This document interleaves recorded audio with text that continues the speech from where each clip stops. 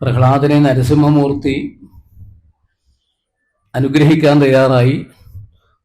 ഏത് വരമാണ് വേണ്ടതെന്ന് ചോദിക്കുന്നു. പ്രഹ്ലാദൻ പറഞ്ഞു, എനിക്ക് വരം വേണ്ട. എന്തുകൊണ്ടാ? ഞാൻ 54 സ്തോത്രം ചൊല്ലിയതിന് കണക്കായിട്ട് ഇങ്ങോട്ട് വരം വാങ്ങിക്കുക എന്ന് പറഞ്ഞ കച്ചവട മനസ്ഥിതിയല്ലേ, എനിക്ക് വരം വേണ്ടെന്ന് പറഞ്ഞു. അപ്പോഴും നരസിംഹമൂർത്തി പറഞ്ഞു, എന്തെങ്കിലും ഒരു വരം ചോദിക്കണം, എനിക്ക് സമാധാനാവണ്ടേ, പ്രത്യക്ഷപ്പെട്ടതല്ലേ പ്രഹ്ലാദ എന്ന് പറഞ്ഞു. അപ്പോൾ പ്രഹ്ലാദൻ പറഞ്ഞു, ഒരു വരം ചോദിക്കുക കേട്ടോ. നിർബന്ധിച്ചപ്പോഴാ ചോദിച്ചത്, അല്ലെങ്കിൽ പ്രഹ്ലാദനൊന്നും വേണ്ട, ഭഗവാന്റെ മുന്നിൽ ഒന്നും ഒരു ബണിക്ക് കച്ചവട മനസ്ഥിതി ഉണ്ടാക്കാൻ പാടില്ല എന്നാണ് നമ്മൾക്ക് പഠിപ്പിച്ചത്.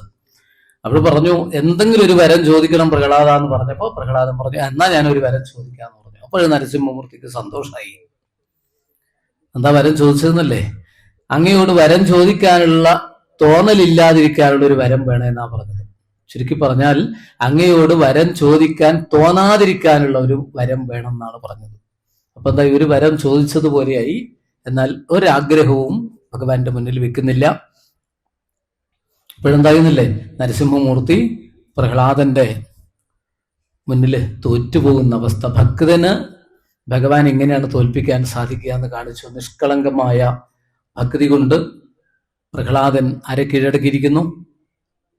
നരസിംഹമൂർത്തിയെ. ആ നരസിംഹമൂർത്തിയുടെ അവതാരം പ്രഹ്ലാദന് വേണ്ടി മാത്രമാണ്. അതുകൊണ്ട് സാധാരണ പ്രഹ്ലാദനെ നമ്മുടെ നാട്ടിലൊക്കെ പറയാൻ എന്താണെന്നറിയോ? പണ്ട് കാലത്ത് ഭക്ത പ്രഹ്ലാദൻ എന്നാ പറയാ. കാരണം അങ്ങനെയുള്ളൊരു തലക്കെട്ടുകളോടുകൂടി അറിയപ്പെട്ടത് ഈ ഒരു പ്രഹ്ലാദൻ മാത്രമാണ്.